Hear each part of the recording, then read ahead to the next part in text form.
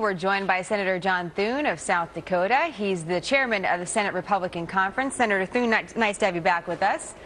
Good morning, Jenna. We just heard from Senator Reid. He's open to an alternative. He says, let's cast this procedural vote.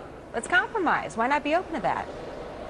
Well, we would like an opportunity to get a vote on a proposal that we'll put forward that actually would keep the interest rate at 3.4%. What we're not going to be for is raising taxes and doing harm to the economy. This is the vote we're going to have at noon today, is a cynical proposal put forward by the Democrats, which is really an extension of the presidential campaign onto the floor of the United States Senate.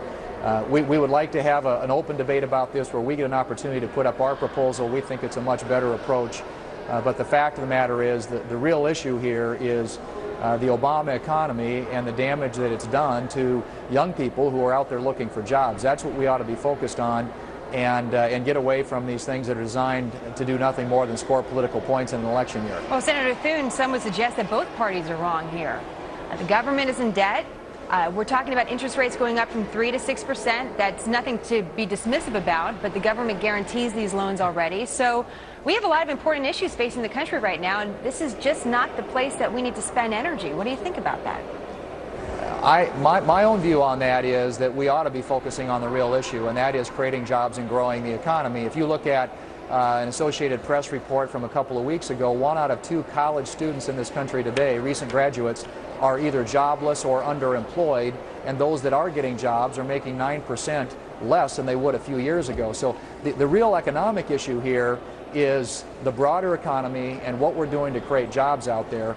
Frankly, I think there is a real concern about spending and debt and making sure that we do things in a responsible way here. And the reason we are where we are today is because a couple of years ago, when Obamacare was passed, the federal government, the Democrats at the time who were in the majority, and the president, took over the student loan program. It used to be run through private banks where they originated and serviced those loans, and the government guaranteed it. So, now that the government's in this business, right, we're having all these problems that are created by that takeover. Let's focus on what lies ahead and how to maybe fix some of these issues. Some suggest providing loans and backing them actually makes colleges less affordable. In fact, the Secretary of Education for Reagan had this to say, William Bennett. He says, if we keep interest rates low, will colleges reciprocate by keeping tuition low? And he goes on to say there's been a 400% increase over the last 25 years in college tuition. So do you have a game plan to deal with some of these rising costs for education, especially in a bad economy? Would you consider capping the cost of education, for example? I'm sorry, what I consider which? Maybe capping the cost of education?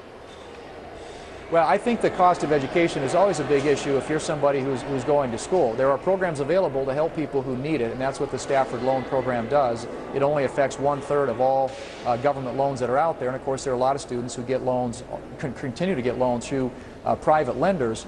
But the cost of college education continues to go up. And what we're seeing, I think, as a result of a lot of the policies coming out of Washington, D.C., is, states are now having to pay more to cover the Medicaid costs that are being handed to them by the federal government, and therefore they have less to put into higher ed. And so we're seeing a real shift going on in this country because of some of the policies that have been created here in Washington, D.C., and largely because of more government takeovers. I think the real issue here goes back to the Obamacare bill that was passed in 2009, where $9 billion was raided out of the student aid fund to pay for parts of Obamacare, and where the government took over the student loan program. Well, we'll see what happens. We can do a lot better job of this, and I think keep interest rates in college tuition more affordable for students if we had a program that was actually administered and run out in the private economy rather than run through the government here in Washington. Yeah, we'll see what happens with the health care law as well with the Supreme Court. That could add an interesting twist in our conversations about where our money's going as well, and that's something we don't know at this time. Senator Thune, always nice to have you. Thank you for stopping by. Thanks, Jenna.